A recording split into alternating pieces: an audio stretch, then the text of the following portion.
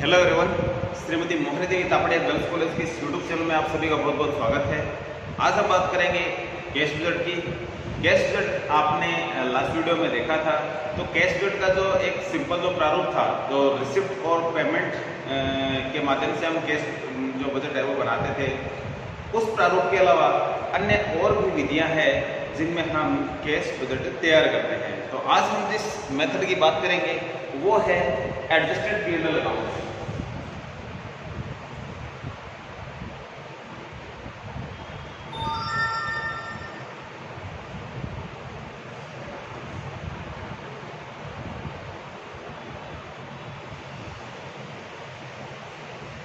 Adjusted P&L account, तो इस विधि में जो कैश बजट बनाते हैं, हम जो कैश निकालते हैं, उसका जो एक सिंपल सा प्रारूप है उसके बारे में हम बात कर रहे हैं।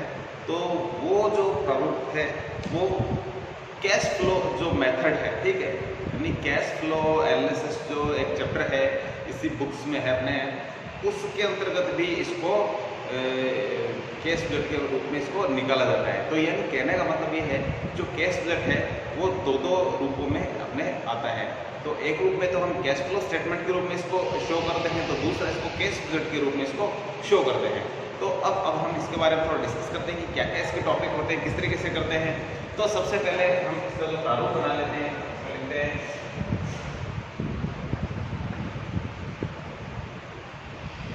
पर्टिकुलर अमाउंट के दो खाने बना लेते हैं। तो इसके लिए हम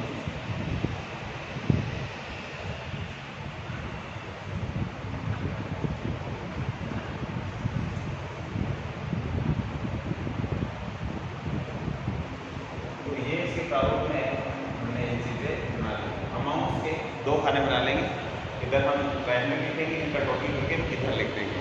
तो सबसे पहले जो इस कैश बजट में जो चीज़ आती है वो आती है opening cash balance.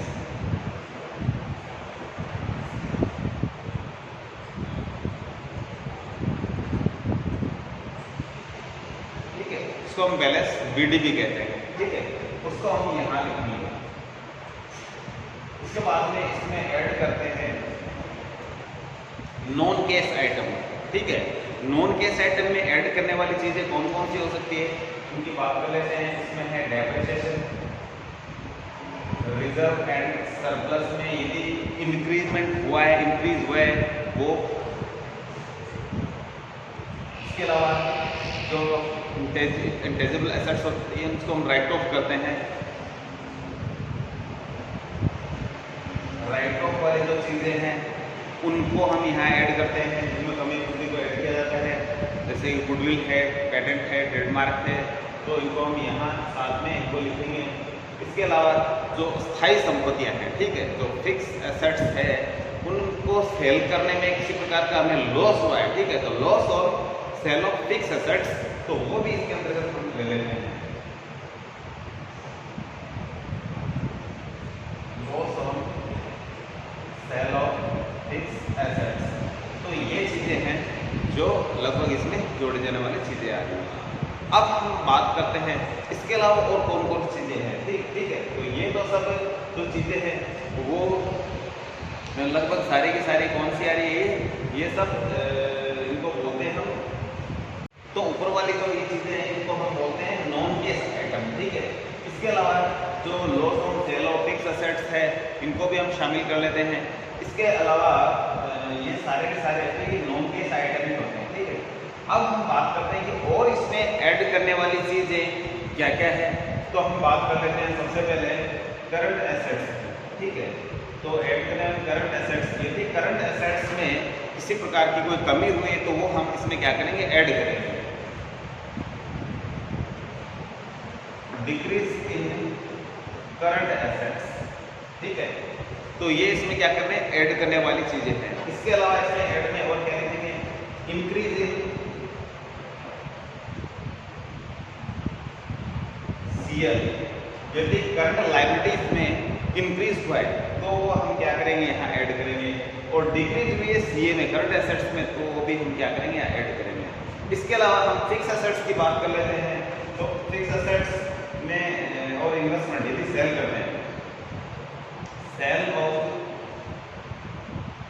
Fix assets and investment, तो हमने जो सेल किया है इन्वेस्टमेंट और फिक्स एसेट्स है उसकी अमाउंट भी हम यहाँ लिखेंगे। इसके अलावा जो हमारे किसी भी तरीके से जो पैसा आ रहा है वो चीज़ें हम इसमें और कौन सी, तो और है इश्यू। इश्यू क्या चीज़ें होती है, share and debenture, issue of share and debenture. तो इस तरीके से ये मुख्य मुख्य चीज़ें इसमें ये चीज़ें ऐड करने वाली होती है। यदि हम इसकी बात करें डिक्रीज इन सीए और इंक्रीज इन सीएल, तो इसमें हम कैश और बैंक को शामिल नहीं कर रहे हैं। सीए में कैश और बैंक को शामिल नहीं करना है और सीएल में बैंक और ड्राफ्ट को शामिल नहीं करना है। ठीक है, उनको छोड़ करके जो बाकी चीज़ें आती है वो हम क्या करेंगे, ऐड करेंगे। अब ये तो सारी चीज़ें थी जो ऐड करने वाली थी। ठीक है, तो हम इनकी अमाउंट है जो सारी क्या रहेंगी यहाँ, इस तरीके से इन सब की अमाउंट है जो यहाँ आ रही। अब हम बात कर लेते हैं कि इसमें से कुछ घटाया भी जाना चाहिए, तो घटाई जाने वाली मदें हैं उनके बारे में बात कर लेते हैं। घटाई जाने वाली जो मदें हैं तो वो सारी जो चीज़ें हैं वो 10 इनके अपोजिट मान लेते हैं। तो इसमें क्या है, लेस करने वाली जो चीज़ है वो सबसे पहले जैसे यहाँ से स्टार्ट करते हैं, सेल ऑफ फिक्स एसेट्स और इन्वेस्टमेंट है, तो यहाँ परचेज हो जाएगा। इन सबका ध्यान इन सबके अमाउंट लिख करके, ठीक है, हमने सबका एक साथ टोटल यहाँ लिख देते हैं, इन सबका टोटल यहाँ करके यहाँ लिखते हैं। अब है यहाँ purchase of fix assets and investment, तो पैसा जिससे जा रहा है वो चीज़ यहाँ लिखेंगे। तो परचेज ऑफ फिक्स एसेट्स और इन्वेस्टमेंट्स, अब और इन्हीं को देख के लिख रहे हैं। इसके अलावा ये है issue of share and debenture, तो यहाँ हो जाएगा रिडम्पशन,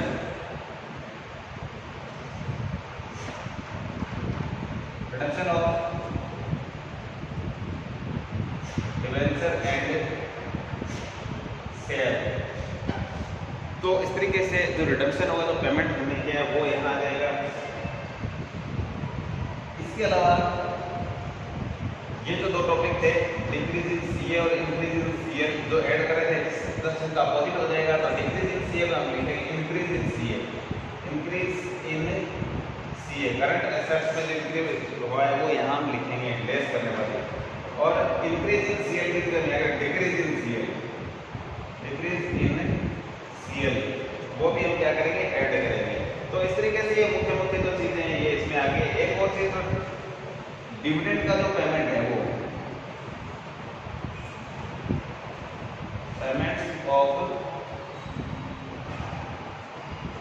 डिविडेंड, तो वो सारी चीज़ें यहाँ इसमें ऐड करने वाली लगभग सारी चीज़ें आ चुकी है। तो इस तरीके से ये लेस करने वाली है, ये ऐड करके इनका सबका टोटल हम यहाँ करेंगे, तो यहाँ इनका सबका क्या टोटल आ जाएगा। तो इसके टोटल, इन दोनों के टोटल में यहाँ जो राशि आएगी इसमें से घटाएंगे तो क्लोजिंग कैश आ जाएगा।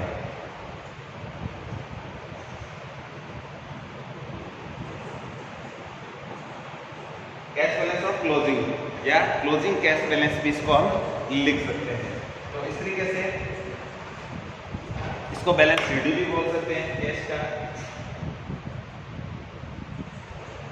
Closing cash balance. अब हम यदि इसमें कुछ आंकड़े डाल दें तो आप समझ पाओगे कि किस तरीके से हम इसमें कुछ आंकड़े डालते हैं।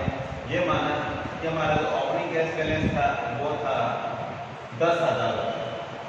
डेप्रिसिएशन हम लिख देते हैं, डेप्रिसिएशन की अमाउंट भी लिख देते हैं, ये था 2,000। रिजर्व एंड सरप्लस और प्लस राइट ऑफ में जैसे गुडविल की मान लेते हैं, इन दोनों की सभी के अमाउंट है वो है 5,000। ठीक है, इसके अलावा loss of sale of fix assets, तो वो उसकी हम राशि मान लेते हैं, ये मान लेते हैं 3,000। इसमें हमने एक चीज और बतानी थी, इसमें loss of sale of fix assets यदि इसमें आए तो इसमें जो प्रॉफिट होगा वो हम घटाने वाली जगह में लेके जाएंगे, profit on sale of fix assets और इन्वेस्टमेंट, ठीक है। तो loss on sale of fix assets और साथ में इन्वेस्टमेंट होता है ये। तो इसी तरह से लॉस को हम ऐड करें तो इसका प्रॉफिट होता है वो इस साइड में क्या करते हैं, घटाते हैं। अब हम देखते हैं डिक्रीज इन सीए। तो ये माना कि जो हमारे सीए थी इसमें कमी हुई है 15,000। इंक्रीज इन सीएल मान लेते हैं कि 5,000 है, और सेल ऑफ फिक्स एसेट्स ये मान लेते हैं कि 1 लाख है, और इश्यू ऑफ डिबेंचर ये मान लेते हैं 2 लाख। तो इस तरीके से हमने एक काल्पनिक आंकड़े लिखे हैं। तो ये हम क्या करते हैं, सबका टोटल कर लेते हैं। तो क्या करना है, इन सब का टोटल इसकी लाइन में लेते हैं। तो ये 2 और 1 3 लाख हो गए, 5 और 15 ये हो गए 20 और 3 23 और 5 28 और 3,30,000 इनका सबका टोटल होता है। टोटल यहाँ इनका यहाँ लिख लेंगे, टोटल ये हो जाएगा 3 लाख और से 40,000, ठीक है। अब परचेज ऑफ फिक्स एसेट्स की बात कर लेते हैं। तो यहाँ कर लेते हैं हम 1 lakh. Reduction of debenture and share मान लेते दोनों ही है, वो है 80,000। इसके अलावा इंक्रीज इन सीए ये मान लेते हैं 20,000।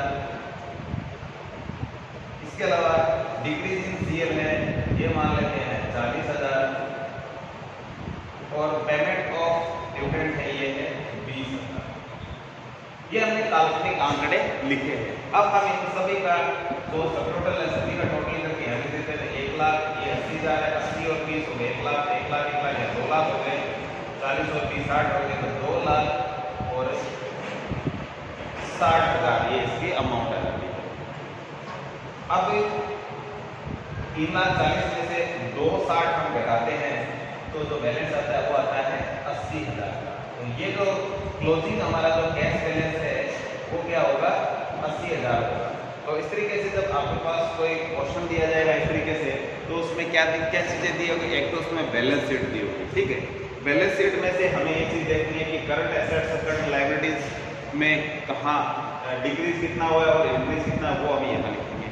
इसके अलावा आपको P&L अकाउंट और दिया जाएगा। P&L अकाउंट के साथ में एडजस्टमेंट भी दिए जा सकते हैं। जैसे मान लो कोई मशीन बेची, इतना उस पर डेप्रिसिएशन था, इतना उस पर लॉस हुआ या प्रॉफिट हुआ, तो उसके एडजस्टमेंट के द्वारा हम यदि लॉस होता था यानी कि प्रॉफिट होता है यहाँ साइड में घटाते हैं, तो वो आपको P&L अकाउंट भी दिया जाएगा।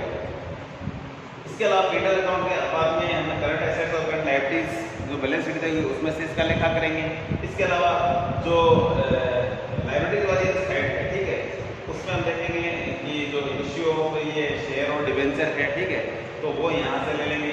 इसके अलावा फिक्स एसेट्स और इन्वेस्टमेंट में जो एडजस्टमेंट हो रहा है वो हम यहाँ लिखेंगे, ठीक है, जो सेल वैल्यू कर रहे हैं। तो ये जो सेल वगैरह करते हैं, ये इश्यू करते हैं, तो इनका सबका क्या है, आपको मिलता है, इनके एडजस्टमेंट मिलते हैं, ठीक है, इसको बोलते हैं समायोजन। तो समायोजन आपको मिलेंगे तो उनमें देखना पड़ेगा कितना जो चीज़ें नीचे क्या दे रखे एडजस्टमेंट में, उनको पढ़ करके इन सभी को करते हुए हम यहाँ लिखेंगे। तो आपको जो चीज़ें मिलेगी वो उसमें मिलेगी बैलेंस शीट और P&L अकाउंट, और साथ में मिलेगा एडजस्टमेंट यानी समायोजन मिलेंगे, ठीक है, जो 1 2 3 4 5 अंकों में कुछ भी हो सकते हैं, ज़्यादा भी हो सकता है। तो इस तरीके से उन सभी को एडजस्ट करते हैं। P&L अकाउंट से तो ये चीज़ें दी जाएगी, यदि लॉस होता है यहाँ वाली चीज़ में तो यहाँ लिखेंगे, ठीक है। और जैसे कि बात करें रिजर्व सरप्लस, यदि ये बढ़ रहा है तो यहाँ लिखेंगे, घट रहा है तो यहाँ नीचे वाली साइड में लिखेंगे। और बाकी सारी चीज़ें लगभग वैसी की वैसे ही है। तो सारी चीज़ें, इसका मतलब है कि 3 चीज़ें आपको दी जाएगी, तीनों चीज़ों से ये सारी चीज़ें अपने को एडजस्ट करते हुए और ये कैश फ्लो बनाएंगे बाई एडजस्टेड P&L के अकाउंट के माध्यम से। तो इस मेथड को हमने भी थोड़ी देर पहले चर्चा करी थी कि दूसरा इसका नाम क्या है, वो है कैश फ्लो स्टेटमेंट, ठीक है। वो पूरा एक चैप्टर है, आगे अगली इसी क्लास में पढ़ोगे आप अगले चैप्टरों के अंतर्गत। तो वो कैश फ्लो स्टेटमेंट और ये मेथड दोनों सेम ही है, और इसको अच्छे से तैयारी करोगे तो वो कैश फ्लो स्टेटमेंट जो है वो उसको अच्छे से आप स्टडी करेंगे तो और अच्छे से आपको क्लियर हो जाएगा ये सारी चीज़ें। बाकी इस चैप्टर के अंतर्गत आप देखते हो तो इसका बिल्कुल एक प्रारूप दिया गया है, क्वेश्चन नहीं दिया गया किसी प्रकार का। क्वेश्चन हमने इस तरीके से बनाया है, मैंने आपको बताया कि इसमें क्या क्या चीज़ें आ सकती है। तो वो 3 चीज़ें याद रखिए, इसमें P&L मिलेगा आपको और बैलेंस शीट मिलेगी और आपको मिलेंगे एडजस्टमेंट। उन सभी का एडजस्टमेंट करते हुए सभी का, और इस तरीके से आप क्या बनाओगे, ये कैश शीट बनाओगे। इसमें आप देखोगे जो बैलेंस शीट में आपका ओपनिंग और क्लोजिंग जो कैश बैलेंस दिया गया है, ठीक है, वो ओपनिंग देंगे और यदि क्लोजिंग यदि नहीं आया, ठीक है, बैलेंस शीट में आपका ये 10,000 और 80,000 पहले से दिया होगा, ठीक है, इन सभी का एडजस्टमेंट करते हुए यदि आपके 80,000 आ जाते हैं बैलेंस शीट में, जो ओपनिंग क्लोजिंग आपको दिया जाता है बैलेंस शीट में, तो ये 10 और 80 आ जाएंगे, तो ये आप समझेंगे आपने बिल्कुल एक्यूरेट आपने क्वेश्चन को हल किया है। अदरवाइज ये बैलेंस नहीं मिलता है, ये समझिए कि आपने कहीं ना कहीं गलती करी है, कमी करी है। तो इस तरीके से आज के लिए इतना ही, मिलते हैं नेक्स्ट वीडियो में नेक्स्ट टाइम। तो अपने वीडियो को लाइक कीजिए, चैनल को लाइक कीजिए एंड शेयर कीजिए एंड सब्सक्राइब कीजिए। धन्यवाद।